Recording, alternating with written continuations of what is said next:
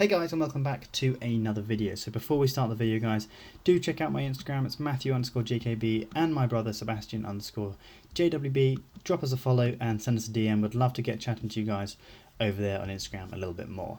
So today we're going to be editing a Moody style color grade. You guys seem to be absolutely loving these types of videos. So that's what we're going to be doing today. And this is a similar look of what we're going to be going towards. Now this is one of our presets that you can go ahead and get your hands on if you click the link down below in the description. The top link will take you to our beginner to professional Lightroom course, where I teach you everything you need to know about Lightroom, how to pick apart someone else's style, how to think in the mindset of like a professional photographer, how to really understand the platform and edit like an absolute pro and absolutely bomb the platform. So if you guys want to learn more, you want to get more experience, want to get advanced and grow your Instagram, and maybe even get big like one of these huge Instagrammers you aspire to be, then that'd be a really great place to start. And I've even got it on a huge discount at the moment, a huge sale that I'm sure some of you guys are going to absolutely love. So do check it out down below in the description. So let's just dive straight into the video guys. So what we're going to be doing is editing this in a Moody style. So the first thing that I like to do is drop my exposure on all of these images. So this is going to be, you know, quite extreme, but we're going to drop it right the way down, and we're going to even bring down our highlights right to the bottom. This is really dark, but that's because for all of our Moody photos we really want a dark kind of image. I'm also going to bring up my shadows, drop my whites a little bit, and then I'm just going to bring up my blacks a little bit as well. All that's going to do is really darken down the whole image, but make sure we maintain a lot of the detail in the shadows down here. So down with the exposure, down with the highlights and the whites, but up with the shadows and blacks. Contrast, maybe bring that up a tiny bit as well, maybe to about +15, just to really make sure we've got some contrast that remains in the image. Okay, cool. Next up, we're going to scroll down to the tone curve. So what I like to do is just put my 3-point curve here.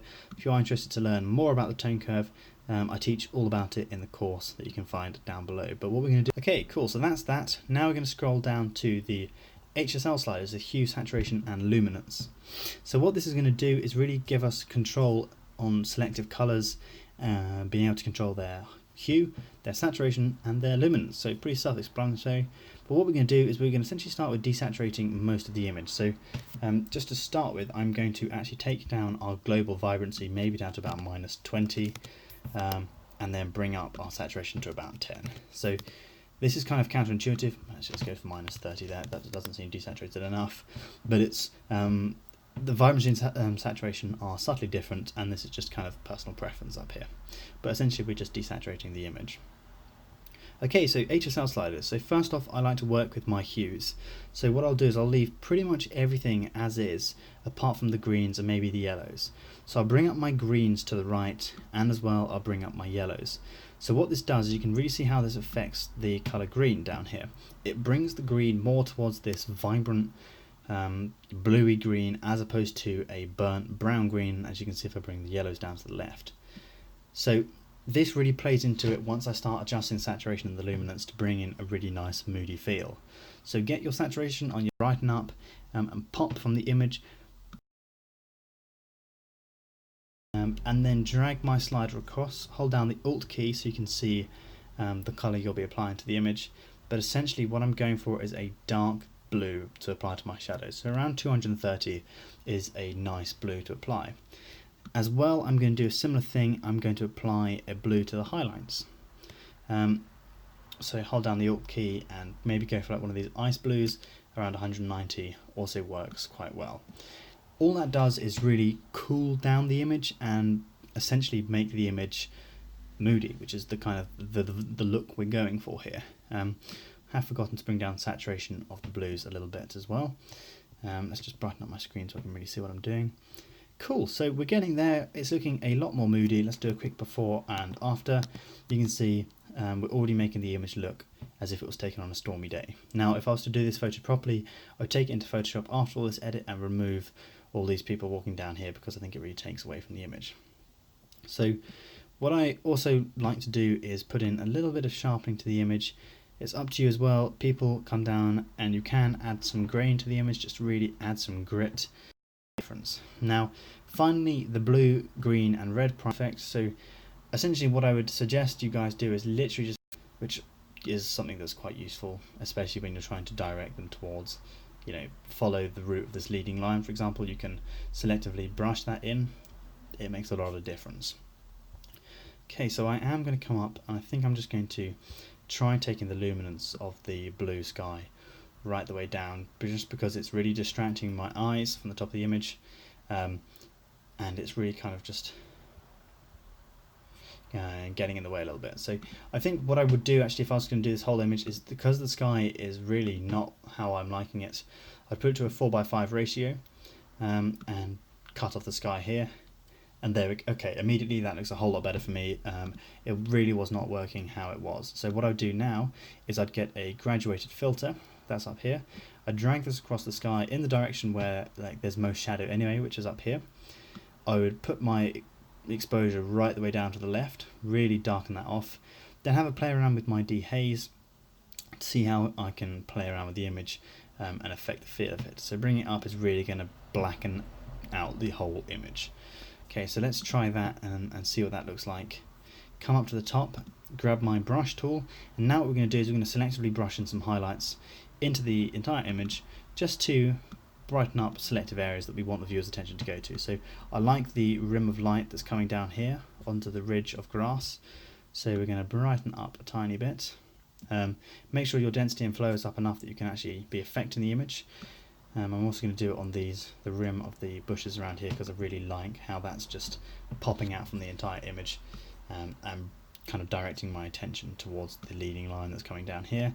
Talking of leading lines, I'm also going to brush into the leading line, the pathway, a little bit of bright exposure to essentially just focus our viewer's attention here. So take a big brush and just really lightly brush in some highlights down here, and it immediately draws the attention to this section of the image. I am going to have a go at trying to remove these people from the image, because it is driving me a little bit insane, because I'm not a huge fan of having people in the image. It kind of takes away from a landscape photo, especially when you're doing like Moody photos. So let's go wild and try to see what this does. I mean, usually what I do is I take this to Photoshop, which I'm not going to be doing today, but if I was to do this properly, I would drop it into Photoshop to see how much we can really affect the image and sort out this problem. So let's try moving this up a little bit to see if we can really just remove some people from the image. Okay, that's working a little bit better. Obviously we're not going to be able to completely remove them with this, but this is just to give you a bit of an idea. If you were going to do this, I would spend more time focusing on getting it perfect in Photoshop, because otherwise you're really going to kind of just ruin the image. So you see how I just put a big splodge of land over where the people were. So not the ideal thing to do, but essentially it just gives you the idea of what the image would look like without the people in it. So I'm just going to remove that, because that just looks a little bit strange, especially when that dude was there. Okay guys, so what I would finally do is I'd get my brush, bring up my exposure, I'd make a new brush, decrease the size, and then brush in some bits on the clouds, a little bit of brightness, just to add in that extra bit of contrast and moody feel to the clouds. So any area that was light, I would lighten up the brush, and in any area that was darker, I might even think about darkening down a little bit.